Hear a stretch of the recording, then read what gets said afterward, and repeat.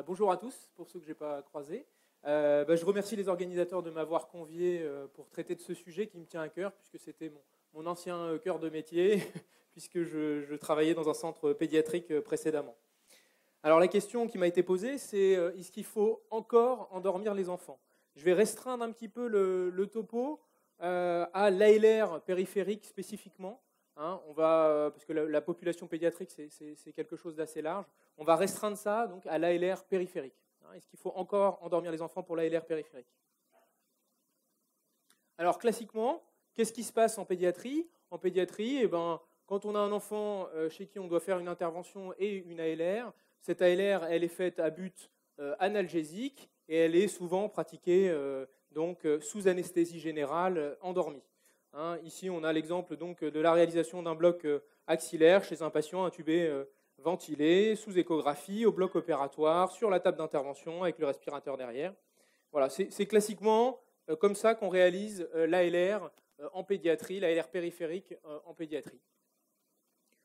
Alors, il y a quelques cas un petit peu particuliers en pédiatrie où on va envisager l'ALR pure, sans sédation, sans rien. C'est principalement des cas de figure très particuliers que sont la chirurgie néonatale, là en particulier la hernie inguinale chez le prématuré. Il va y avoir aussi d'autres cas dans lesquels on va essayer d'éviter l'anesthésie générale. C'est par exemple des pathologies qui contre-indiqueraient l'anesthésie générale ou qui la rendent vraiment risquée par rapport à une ALR pure. Si on prend le cas de l'épidermolyse bulleuse, par exemple, on n'a pas du tout envie d'intuber les patients. On va plutôt essayer de privilégier une ALR périphérique pure ou avec une légère sédation. Ou par exemple, si on a également une pathologie cardiovasculaire qui contre-indique l'anesthésie générale, c'est le cas par exemple de l'hypertension artérielle pulmonaire suprasystémique dans certaines malformations cardiaques. Donc c'est quelque chose de très, finalement, qu'on réalise très peu en pédiatrie. C'est quelques pourcents de l'anesthésie loco-régionale qui se fait éveiller chez l'enfant. Alors pourquoi il n'y a pas plus d'anesthésie loco-régionale périphérique sans anesthésie générale? Eh bien parce qu'on a un petit peu des croyances en anesthésie pédiatrique. On se dit que l'enfant ne va pas supporter le membre endormi. On se dit également que l'enfant va bouger pendant qu'on va faire le geste. On peut se dire aussi que l'enfant va stresser énormément au moment de sa chirurgie, ou il va être traumatisé par son passage au bloc parce que c'est extrêmement traumatisant. Voilà. Bon. Et ça, c'est écrit dans le marbre. Pour les anesthésistes pédiatres, c'est très difficile d'envisager d'aller mettre une aiguille dans le bras d'un enfant ou dans une jambe sans l'endormir. Mais ces dogmes pédiatriques, il ne faut peut-être pas les appliquer à toute la population pédiatrique. La population pédiatrique, c'est une population qui est extrêmement hétérogène, qui va du prématuré jusqu'au grand dadais de 18 ans. Est-ce qu'il n'y a pas un moment donné où on pourrait switcher pour de l'anesthésie loco-régionale périphérique seule, comme on fait chez l'adulte? Le problème qu'on a, c'est de définir quand est-ce qu'on va pouvoir réaliser donc cette anesthésie loco-régionale pure, à quel âge on va pouvoir transformer nos pratiques en pédiatrie. Est-ce que c'est aux alentours de 4-6 ans? Est-ce que c'est plutôt à 15 ans? Quand on regarde les recommandations, ça reste très flou. On peut le voir de deux manières. Donc chez les grands enfants et les adolescents, il faut probablement se rapprocher des recommandations faites chez l'adulte. Bon, ça veut dire quoi? Ça veut dire que soit on fait ce qu'on veut, soit on a vraiment un libre choix de définir ce qui va nous sembler être raisonnable en termes d'anesthésie loco-régionale pure. Alors, du coup, vu que les recommandations nous laissent le champ libre, on va se tourner vers la littérature. Est-ce qu'il existe des papiers, est-ce qu'il existe des études bien faites pour nous dire si oui ou non on peut faire de l'anesthésie loco-régionale périphérique pure sans endormir les enfants? Bien là, c'est un peu le trou noir. Il n'y a pas grand-chose, puisque toute la littérature sur l'anesthésie pédiatrique consiste à savoir si oui ou non on peut faire de l'anesthésie loco-régionale sous anesthésie générale. Est-ce que c'est risqué de faire de l'anesthésie loco-régionale sous anesthésie générale? Et donc, il y a quelques papiers, quelques case reports, quelques ovnis, quelques petites étoiles, quelques petits satellites qui traînent autour de ce gros trou noir qui est l'AG qui absorbe tout, et qui donc sont il n'y a pas beaucoup de choses à se mettre sous la dent pour savoir si oui ou non on peut faire de l'anesthésie loco-régionale pédiatrique sous ALR pur. Pourtant, je pense qu'il y a un intérêt certain à envisager cette ALR pure chez l'enfant. En termes d'anesthésie générale, donc déjà enlever une anesthésie générale, bah, c'est quand même intéressant. Sur l'anesthésie, sur une chirurgie programmée, enlever une anesthésie générale, ça veut dire éventuellement, en salle de réveil, ne pas avoir de nausées et vomissements. Hein, on sait que c'est plutôt plus rare chez l'enfant, mais au fur et à mesure qu'on grandit, les nausées et vomissements finissent par redevenir un phénomène important. On va éviter aussi tous ces phénomènes de délire post-opératoire. Il y a des enfants qui se réveillent franchement pas bien d'une anesthésie générale. On va éviter également tout ce qui est lié à l'anxiété avec l'anesthésie inhalatoire, le masque. Il ne faut pas croire que ce n'est pas dénué d'anxiété et de stress, le fait de mettre un masque sur le visage de l'enfant. Quand on fait une chirurgie urgente, eh ben, si on enlève l'anesthésie générale, on s'affranchit aussi de toutes les problématiques de jeûne préopératoire. On s'affranchit aussi des problèmes spécifiquement pédiatriques liés à l'enfant enrhumé. Tout ça, ça peut être intéressant de se poser la question, de se dire peut-être qu'il y a un intérêt à faire de l'anesthésie loco-régionale pure. Après, si on raisonne en termes de structure, de soins, de circuit patient, c'est aussi intéressant de faire de l'anesthésie loco-régionale pure, puisque ça va fluidifier votre parcours patient. Hein, en ambulatoire, voilà, on peut éventuellement bypasser, shunter la salle de réveil. Les enfants retrouvent plus rapidement leurs parents. Il y a un jeûne post-opératoire qui est plus court. Voilà, donc tout ça, ça pourrait être des choses relativement intéressantes qui pourraient faire envisager en pédiatrie l'anesthésie loco-régionale pure, périphérique pure. D'autant plus que, comme on n'a pas arrêté de le dire pendant cette journée, les techniques d'anesthésie loco-régionale, elles ont largement évolué. Et je pense qu'en pédiatrie, on a eu un petit peu de mal à profiter de ces tournants en anesthésie loco-régionale. Maintenant, on a des appareils d'échographie qui sont extrêmement performants, avec des visualisations de structures en sonoanatomie qui sont absolument parfaites. La sonoanatomie est de plus en plus complète. On connaît de mieux en mieux la sonoanatomie.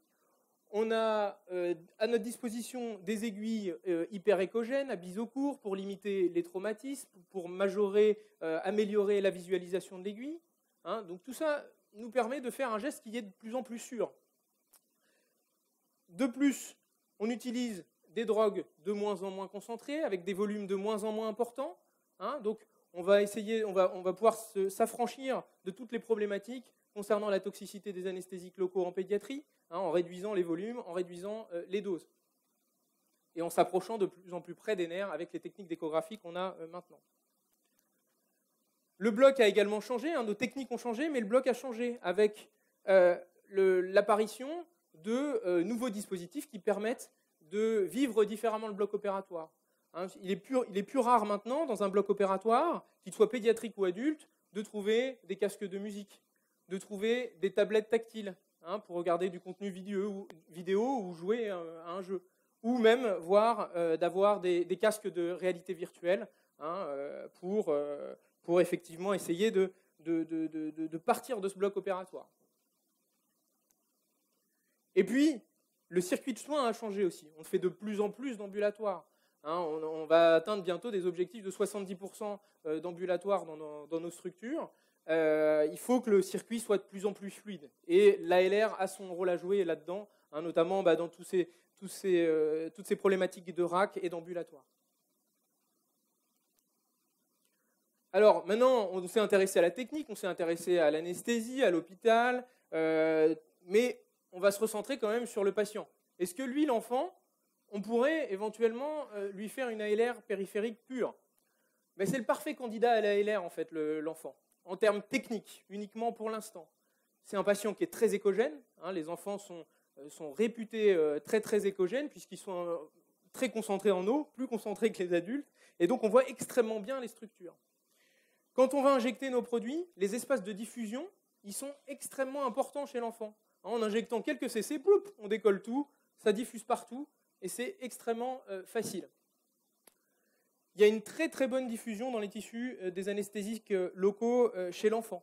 Donc, on va dire que c'est un petit peu réducteur, mais c'est une ALR qui est finalement peu exigeante. On n'a pas besoin de compétences extrêmement pointues en ALR. On va injecter dans une zone et puis hop, ça va tout décoller et ça va extrêmement bien diffuser.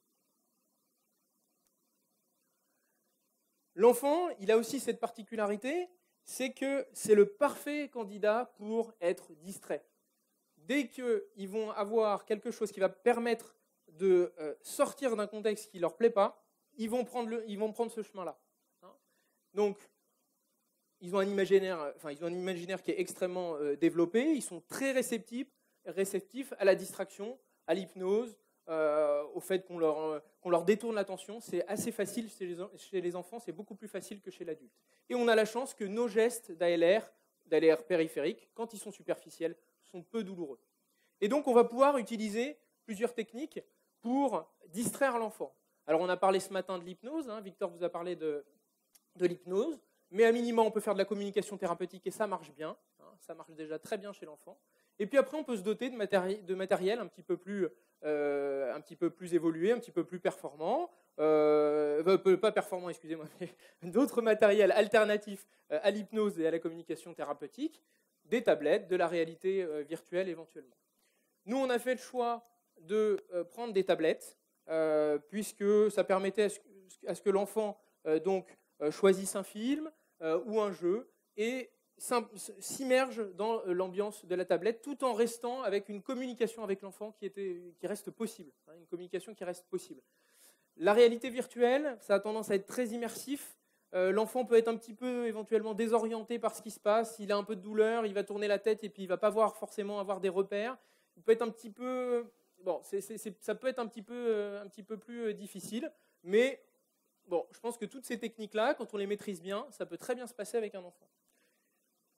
Et puis pour ceux qui pratiquent l'hypnose, allez-y, ça marche extrêmement bien.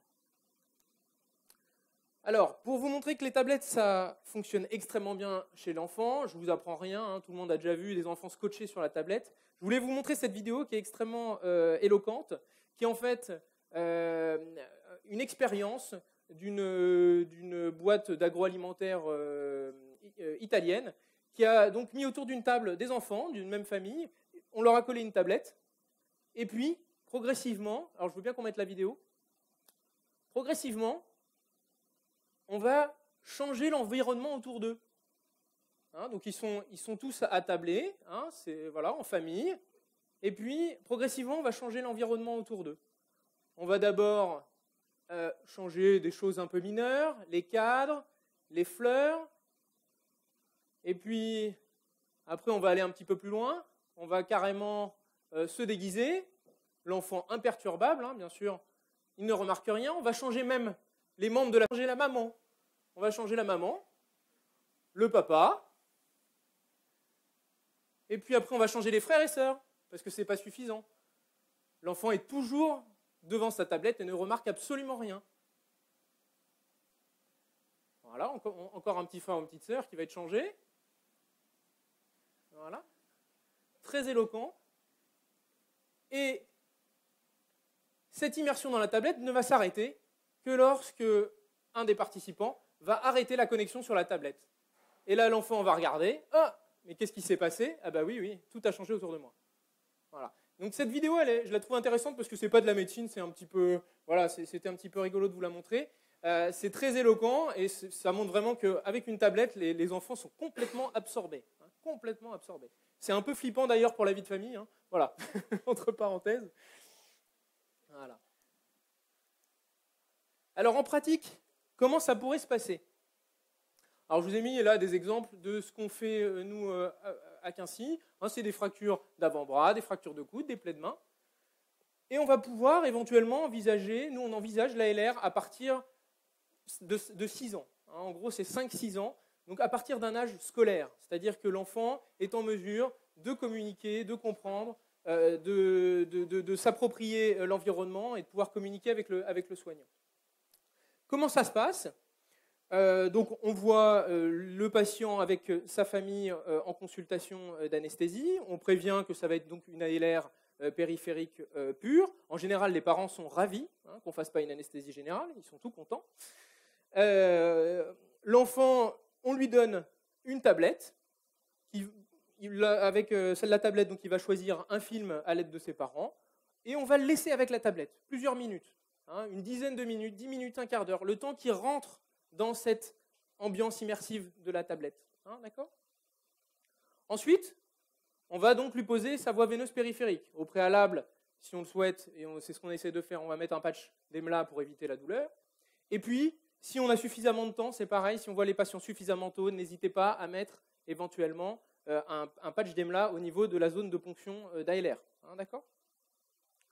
Et ensuite, on va passer donc dans la salle d'anesthésie loco-régionale. Donc nous, on a la chance d'avoir une block room et je pense que c'est un élément important de la prise en charge. Il n'y a pas que les tablettes. La block room, ça permet d'avoir un environnement qui est calme, posé. On est en dehors du bloc, c'est tranquille, il n'y a pas beaucoup de bruit, il n'y a pas toute l'effervescence du bloc. Et on peut, du coup, nouer une relation de confiance avec l'enfant. Il a sa tablette, mais ça ne veut pas dire qu'on ne lui parle pas. S'il est complètement dedans, on va le laisser tranquille, on va faire notre petit geste et voilà. Mais on peut également communiquer et instaurer une relation de confiance et ça marche très bien.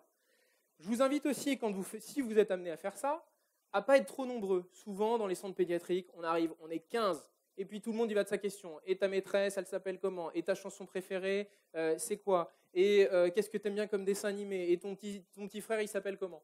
Tout ça, c'est très agressif pour l'enfant et je pense qu'il faut essayer d'avoir une relation qui est plus restreinte, plus confidentielle. Donc là, je vous mets un exemple de ce qui se passe chez nous régulièrement quand on a des enfants, donc à partir de 5-6 ans, quand le niveau de compréhension est suffisant. Donc là, c'était une plaie de main en urgence.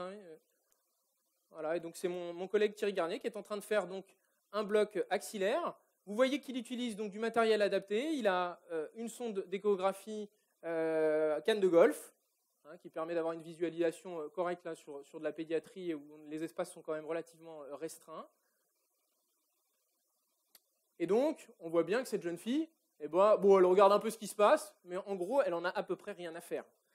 C'est dommage, je suis obligé de flouter les visages, enfin c'est dommage, c'est comme ça, mais elle a un visage complètement détendu, presque nonchalant, elle regarde sa tablette, elle n'en a absolument rien à faire de ce qu'on fait. Voilà.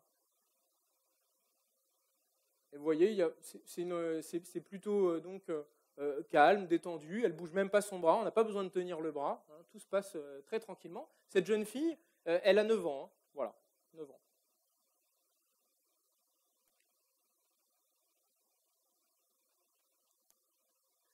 Alors, est-ce qu'il faut des choses particulières pour les enfants pour faire de la LR pédiatrique périphérique ? Alors, comme je vous disais, il faut des sondes d'échographie adaptées. On choisit la taille de l'aiguille adaptée à la taille de l'enfant. Donc souvent, pour un bloc axillaire, par exemple, c'était des aiguilles de 5 cm, mais on pourrait, si on fait un abord out of plane, prendre des aiguilles plus courtes de 35. Attention à la progression de l'aiguille, c'est quand même très petit. D'accord, on est nettement sur des distances qui sont nettement inférieures à ce qu'on va avoir chez l'adulte. L'abord in plane ou out of plane, ça c'est à votre convenance. Moi, j'avoue que j'ai une préférence pour l'in plane, parce que je trouve qu'en out of plane, chez l'enfant, où les distances sont très petites, l'aiguille a tendance un peu à tomber, on est tout sans arrêt en train de la réorienter. Alors que sur du in plane, on a une distance insérée d'aiguille qui est un petit peu plus grande, et donc l'aiguille bouge moins. Voilà. Mais ça, c'est mon avis, et on ne partage pas tous cet avis dans l'équipe. On va limiter évidemment le passage transmusculaire, c'est ça qui fait mal principalement. On va essayer de passer entre les structures musculaires, et on fait donc une hydrodissection toujours prudente, ça on l'a dit à plusieurs reprises aujourd'hui. Le produit qu'on utilise, nous, ça va être principalement, c'est de la ropivacaïne, dilué à 0,35%, et c'est largement suffisant pour avoir un bloc anesthésique. On ne dépasse pas 3 mg kg, ce qui fait en gros 0,8 ml kg, et on va bloquer la zone du garrot, d'accord ? Parce que pour le coup, l'enfant, s'il y a un garrot, s'il sent le garrot et que c'est un petit peu long, ça ne va pas bien se passer. Ça, c'est sûr que vous allez convertir en anesthésie générale ou vous allez devoir avoir recours à une sédation. On choisit la ropivacaïne parce que on a le bloc anesthésique et puis donc on va avoir un bloc analgésique de plusieurs heures derrière. C'est pour ça qu'on choisit ce produit de manière privilégiée. Voilà, donc ensuite, on teste, donc après un quart d'heure environ, on va tester notre bloc. On n'envoie pas l'enfant sans avoir testé son bloc, ça c'est clair. Certains enfants trouvent ça très rigolo d'avoir le bras bloqué, hein, ça amuse certains. D'autres sont un petit peu plus impressionnés, mais il faut juste leur expliquer calmement que c'est pas grave, que pendant ce temps-là, il a pas mal. Et les choses vont rentrer dans l'ordre dans quelques heures, et entre-temps, on aura traité sa lésion, traité son problème. Ensuite, on va au bloc opératoire. Et au bloc opératoire, c'est une ambiance qui est un petit peu particulière, parce que donc, il y a la tablette, on peut entendre un petit peu la tablette, donc les chansons, des dessins animés, etc. On s'assure que l'enfant il est bien installé et qu'il pourra continuer à regarder sa tablette. Et donc là, c'est ce qui se passe avec cet enfant, donc qui avait une plaie de main un peu importante. Il est en train de jouer. Vous allez voir le bras bouger de l'autre côté à droite. Le chirurgien est en train d'opérer, hein, et lui, il en a à peu près rien à faire.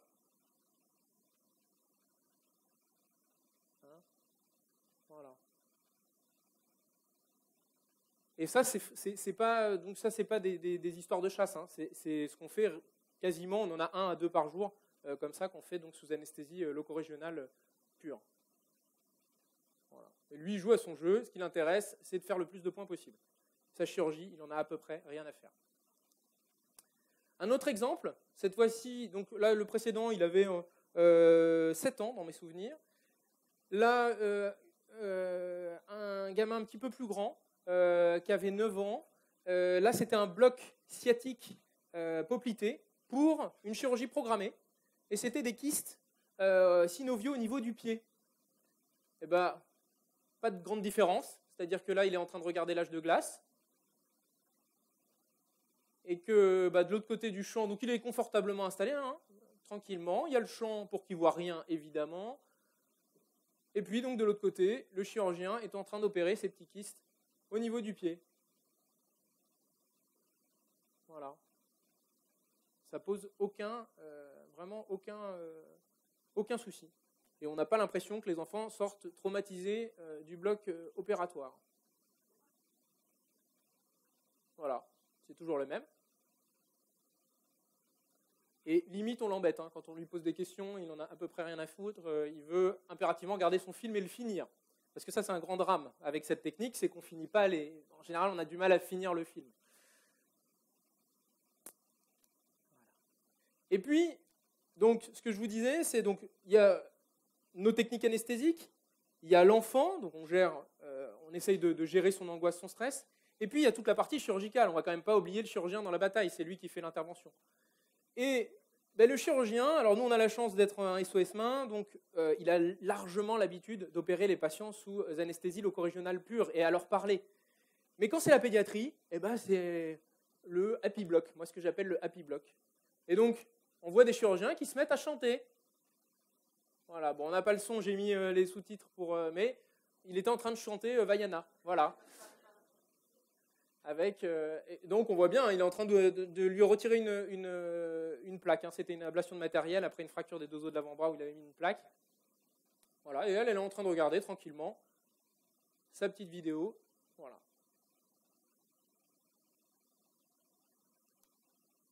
Alors, il y a quand même des limites à ça. On ne peut pas faire non plus n'importe quoi. D'une part, pour l'instant, c'est quand même pas une technique qui est recommandée, hein, d'accord ?